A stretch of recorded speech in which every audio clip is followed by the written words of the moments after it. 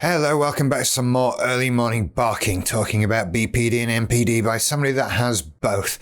If you're new to the channel, don't forget to hit the like and subscribe button and do the followy thing on social media, stuff that's scrolling past you on the screen right now. It's the future and we can do stuff like that. Look at it go. Today, I want to talk about shame, which, when I started thinking about it, seemed like a really simple thing. It seemed like shame was something you feel when you realize you've done something bad and you wish you hadn't. And that's shame. Something you feel bad about. Is it like guilt? Guilt and shame, are they the same? A little bit, I suppose. I don't know. But I'm talking about shame, really. And you know that familiar feeling of shame, that I shouldn't have done that. And that makes it seem pretty simple, but it's actually way more complicated than that. See, there have been when you look at my last couple of videos this week, the video on restarting after taking some time off after not getting much done, and then the video about raging against control. They're both things that actually cover shame. And not because I think I've done something bad, but because of these other things involved. So in the first one, I'm feeling shame because I hadn't gotten anything done. I hadn't accomplished as much as I'd wanted to. And that brought shame with it. That was dragging me down, that was making me feel awful and putting me in a downward emotional spiral. You start to feel bad because you've done nothing, so you do nothing, so you feel worse, and so on and so on. And you feel shame about the whole process. And then in the next video, the shame comes from a number of sources. Shame about getting upset about something. Shame at feeling that way. Shame about speaking up and wanting to do something. Shame about doing it in that way. So many things. And they're all a bit more complicated than that simple, I wish I hadn't done that. I've got plenty of those things. I've got plenty of those things, trust me. And I feel ashamed about a lot of stuff. But it isn't all because I've done the wrong thing. Some of it is. But it comes from so many different places and holds you back in so many different ways, that just to pile it all on, you've done things wrong, seems completely unfair, right?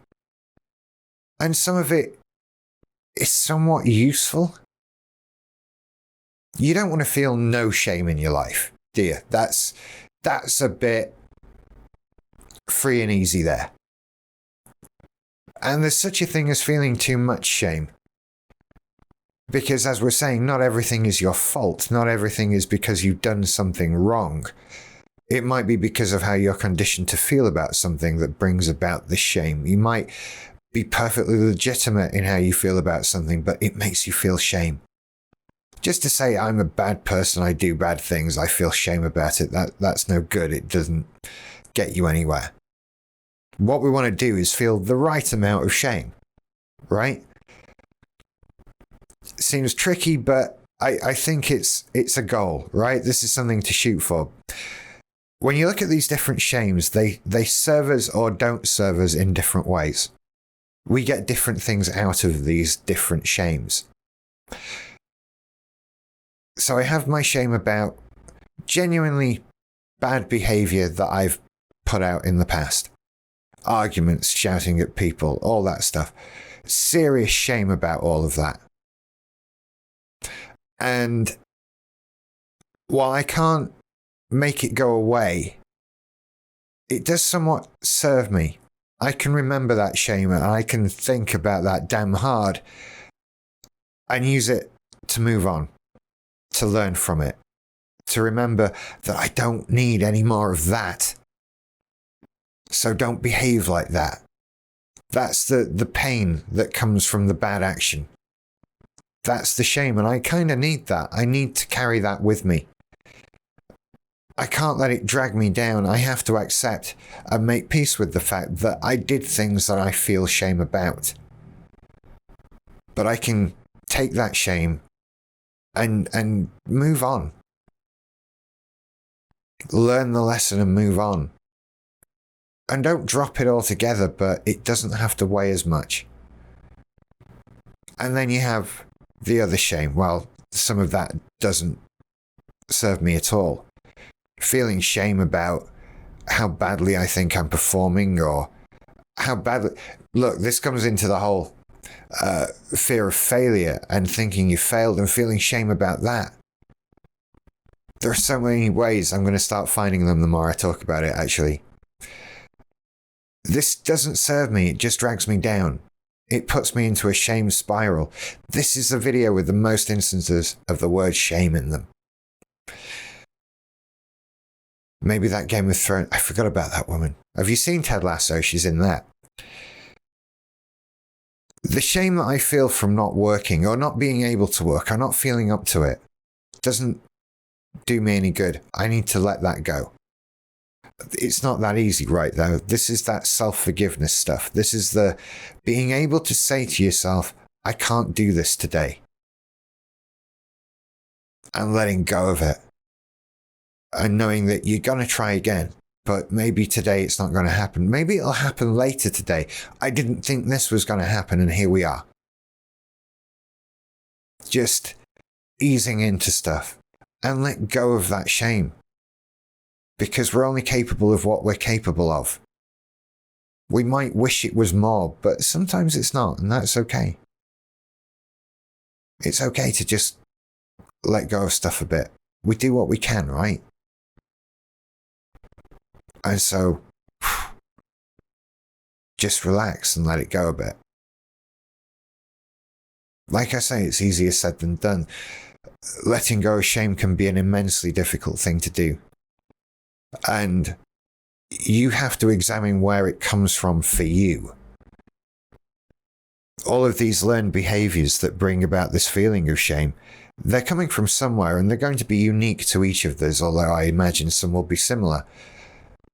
And digging deeper and deeper is what it's all about. My feeling of shame from not working enough, or in the right way, or in the right direction, that's coming from a place of wishing I was doing better, wishing I could do more. There's regret there. There's wishing that I hadn't done more, that I had done more, already. And then there's the fear of, not the fear, the memories of sort of younger days, childhood, and being urged to always be busy, always be doing something. If you've not got what you want, then that's what you should be focused on all the time. And not allowing that downtime, feeling guilty about downtime for not having done enough. And so now, when I try to have downtime, there's guilt and shame surrounding it. And I have to sort of ease myself into thinking, it's okay to have downtime. It wasn't okay to make me feel shit as a child about having downtime. And I need to let that go. It happened, I can't do anything about it, and I need to move on from it. And we'll all have things like that, I imagine. Like I say, some will be similar, some may be far more severe and difficult to move on from. But these are weights that carry me down and make life heavier. They're not doing me any good. The shame slows progress. So I need to figure out all the different sources of shame and where they come from. What is causing that thing to make me feel shame? When it's restarting, is it because I feel like I've restarted a lot of times? I feel like I'm forever restarting things. Here I am doing it again. Shame. If I was any good at stuff, I wouldn't need to keep restarting. If I was better, I wouldn't need to keep restarting. Shame.